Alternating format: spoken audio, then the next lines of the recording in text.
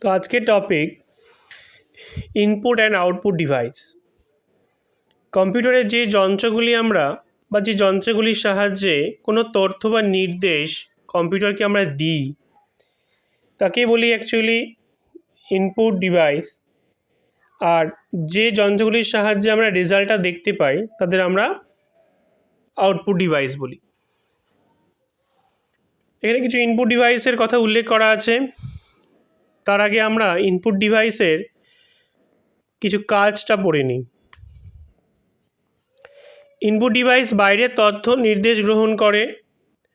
এই ইনপুট নির্দেশ পাঠানোর মাধ্যমে মানুষ ও কম্পিউটারের মধ্যে একটি যোগসূত্র তৈরি হয়।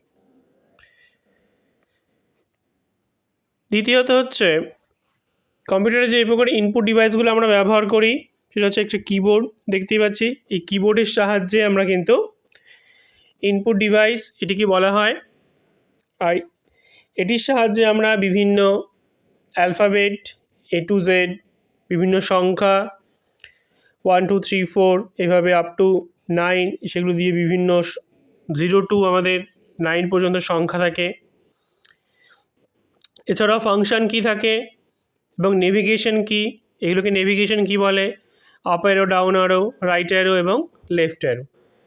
এই সমস্ত কিগুলো ছাড়া আরও অনেক এক্সট্রা কি থাকে, তাদের অনেক ফাংশন।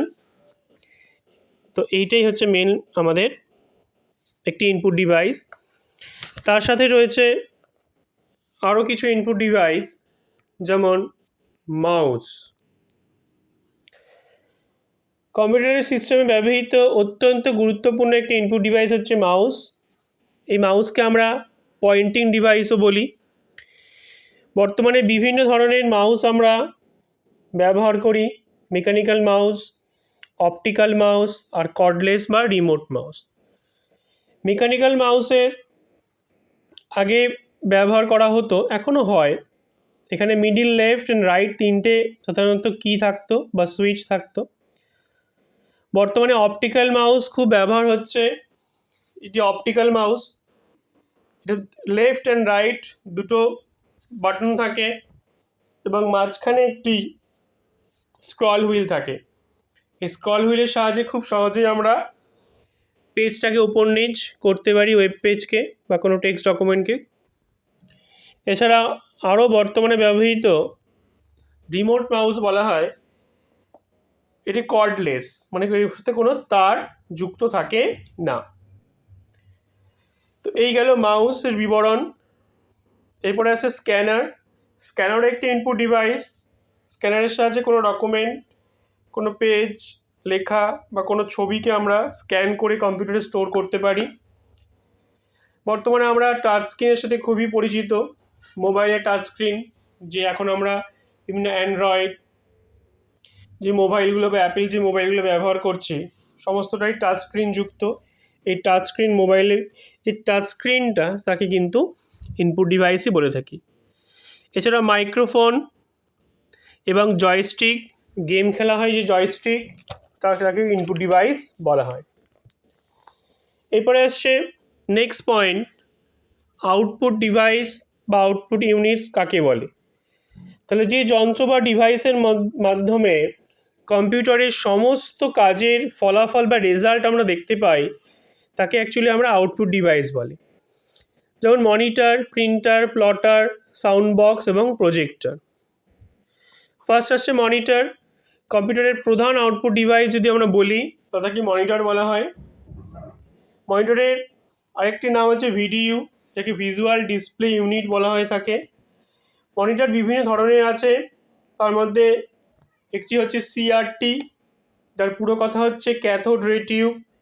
এটি সাধারণত এখন আর খুব ব্যাপক ব্যবহৃত নেই।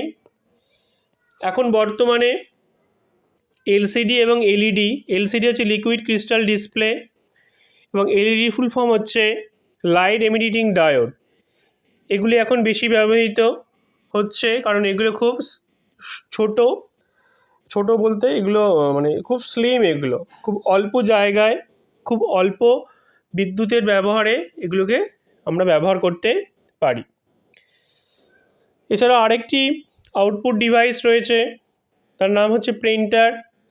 প্রিন্টারের সাহায্যে আমরা কোনো ছবি বা লেখাকে প্রিন্ট করতে পারি, তাকে হার্ড কপিও বলা হয়। তাহলে সফট কপি কোনগুলোকে বলি? কম্পিউটারে যে আমরা ডকুমেন্টগুলোকে আমরা স্টোর করি সেগুলোকে আমরা সফট কপি বলে থাকি। তো প্রিন্টারের দুটো ধরন আছে, ইম্প্যাক্ট প্রিন্টার আর হচ্ছে ডট ম্যাট্রিক্স প্রিন্টার। এই ইম্প্যাক্ট প্রিন্টারের কাজ হচ্ছে এই প্রিন্টার প্রিন্ট করার সময় প্রিন্টারের হেড কাগজকে স্পর্শ করে প্রিন্ট করে। যেহেতু কাগজকে স্পর্শ করে তাহলে কাগজের সাথে একটি ঘর্ষণ হয়, তাতে একটি আওয়াজ তৈরি হয়। উদাহরণ হচ্ছে dot matrix, line printer, daisy wheel printer. আর এক ধরনের প্রিন্টার রয়েছে, এটা হচ্ছে ডট ম্যাট্রিক্স, তার উদাহরণ একটি ডট ম্যাট্রিক্স প্রিন্টার এখানে দিয়েছে। আরেকটি প্রিন্টার হচ্ছে নন ইম্প্যাক্ট প্রিন্টার। নন ইম্প্যাক্ট প্রিন্টারের প্রিন্ট করার সময় কোনো শব্দের সৃষ্টি হয় না, এতে লেখা ও ছবি খুব পরিষ্কারভাবে প্রিন্ট করা যায়। এখন বর্তমানে ব্যবহৃত লেজার প্রিন্টার খুবই জনপ্রিয়, খুব অল্প সময়ের মধ্যে এবং খুব সহজেই জেরক্স মেশিনের মতো এটি কাজ করে এবং পিকচার কোয়ালিটিও খুব ভালো হয়। তো এবার চলে আসি আমরা প্লটারে। প্লটারও আরেকটি আউটপুট ডিভাইস। প্লটারের মূলত কাজটি কি? আমরা দেখে থাকি রাস্তায় বিভিন্ন বড় বড় ব্যানার বা হোর্ডিং লাগানো থাকে, সেগুলোও কিন্তু এক ধরনের প্রিন্টার দিয়ে প্রিন্ট করা হয়। সেই প্রিন্টারটারই অ্যাকচুয়ালি নাম, সেই প্রিন্টিং মেশিনটার অ্যাকচুয়াল নাম হচ্ছে প্লটার।